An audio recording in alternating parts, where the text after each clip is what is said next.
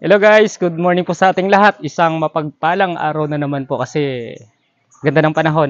Oo nga po pala, busy lang po lagi yung mga nasa Binatang Pulubi. At ngayon po wala kaming ginagawa, samahan niyo po kami. Habang wala kaming ginagawa, papakain kami sa mga rabbit namin at i-prepare natin kasi malalapit na po silang mga anak. Ayan, ito yung mga rabbit natin dito. Habang magka-busy tayo, yung mga inaalagaan na yung mga rabbit. Yan sila ay buntis yung isa dyan, yung gray. Kaya nilagyan namin ng ano dyan. Tsaka pakainan. Tsaka kung wala ako dito, si yung bayaw ko nagpapakain nito. Si Kuya Une. Tsaka kunin muna natin dito, linisan natin yung loob ng rabbit. Guys, ito pala yung breeder namin. Yan, malakas to. Ito yung breeder natin na malaki. Tsaka Californian yung lahi nito. Pagkain natin guys. California. Ito. Yan. Ito yung breeder namin. Laki siya guys. Oh. Nasa 2 kilo mahigit. Bigat. Para mong 3 kilos na siya. Kahit na mong 3 kilos. Isa natin to. Kasi ayaw ng mga rabbit din na marumi yung lugar nila. Mga 1 week man akong wala dito guys, si kuya lang nagpapakain. Minsan naubusan tayo ng feeds. Kaya wala tayong pang supply dito sa kanila. At saka good news, kahit wala tayong papakain ng feeds, kakain to sila ng mga damo o halaman. Babalik rin natin to guys. Yan. Oops, bakit? Huwag mo na yung balik rin. Ayaw niya siguro to kasi madulas. Yan. Balikan natin yung mga iba. Ito yung maliit natin. Taran! Yan, tignan nyo po guys. Ayan. Ngayon ay bang magpapakain tayo habang wala tayong ginagawa. So, tapon natin yung mga tubig nila kasi iniiando nila. Yan natin na ng tubig sa pagkainan nila. Yan, para hindi sila ma-poison. Kasi kapag yung pagkain nila, nahihian nila, lagay nila pagkain, kakainin niya nila guys, yung pupo nila, makakain o maiinom nila, yung ihi, maiinom nila, yan yung nagkakasakit sila, pupoison yan sila. Kaya yung mga baby rabbit natin, dapat nating alagaan. Yan yung mga brown, eto, ay brown, black pala to, sorry. Tsaka ito yung pogi natin na, ganda, lalaki na guys, oh. Ayan, oh, di ba? Mga cute, aray! Tapos yung kuko nila. Tsaka sa kabila. Tara, samahan nyo kami. Tsaka ito naman yung ano natin. Parang half California and New Zealand. Malalaki yung mga New Zealand ng mga lahi. Yan. Buntis to guys. Mga 27, mga anak na to. Ng July.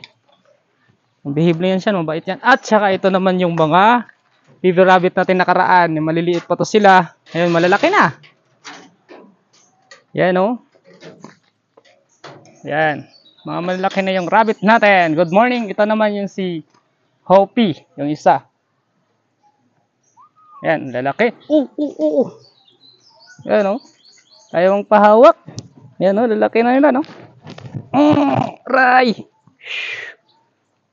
Taas ng mga kuko nila. Yan o. Diba? See? Oink oink. Saka yung mama niya. Buntis din to yung mama nila. Sakit ng kuko nila. Tsaka ito yung maliliit. Alam nyo, sa mga maliit na to, ito, mga cute, red eye, California dito eh. Mga red eye na to, una lang sila ng 2 araw. Ito ang 2. Tapos malalaki pa to. Yung mga brown. Kasi yung mga brown, 2 lang kasi yung anak niya. Ito 7 to eh. Namatay lang yung ano kasi na-poison din to kasi naiian nila yung ininom nila tsaka may pupo. Kaya bawat araw talaga bago yung tubig. At saka meron sana kaming gagawin na para sa host nila na tubig. Sisip-sipin na nila yon. Sa busy po kami. Hindi na namin na alagaan pa. Tsaka dito guys, maglalagay kami dyan ng mga yero. Lagyan namin ng bakod doon para dito namin lalagay yung mga rabbit farm. Sa gagawa sa susunod ng project yung mga Binatang Pulubi ng rabbit farm. Kaya ito na yung material. So, produkto natin susunod ay inihahanda. Kaya, ito yung maganda tong mama. Magaling tong mga anak. Mahusay. Nasa 8, 9, or 7 yung maanak niya. Bubuhayin niya talaga yan. Kaso lang, kailangan natin yung supplyan ng feeds o iba para maraming sustensyo yung gatas na ibibigay niya sa mga anak. Yung nakaraan, medyo mapayat yung natin, rabbit, kasi kulang siya sa gatas. Pinapakain din namin ng malunggay at saka yung dahon ng papaya. Tsaka ito naman yung rabbit natin na brown. Ito mabait ito si brown eh. Pero kaya ngayon magpapakain tayo, lilinisan natin to. Kasi mga 1 week tayong hindi nakapagpakain. Merong pusa na kasama dito. Pusang gala. Hindi, pero sa atin yan. Kaya guys, maglilinis tayo ngayon dito. Ayan, linisan natin yan. Ito lang yung muna yung pakainan natin. Ayan.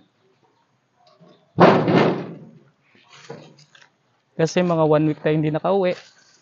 Si kuya lang yung nagpapakain dito. Nakisuyo lang tayo. Pinapakain ni kuya ng damo at iba pa. Sa feeds. O nga pala, kapag share namin sa inyo, kapag kinagat ka ng rabbit, walang rabies ito. At saka ito yung kapag nakalmot ka nila, wala din tong rabies. Kaya linisan natin ngayon. Kunin din natin mamaya yung feeds. Oh. Guys, ito yung pupo nila. Ang pupo pala nila, pwede nyo ilagay sa tanim. Matataba ito madali kasi kinakain ito nila mga damo. Tsaka pwede na siyang i-direct na hindi mamamatay yung mga halaman nyo po o mga gulay.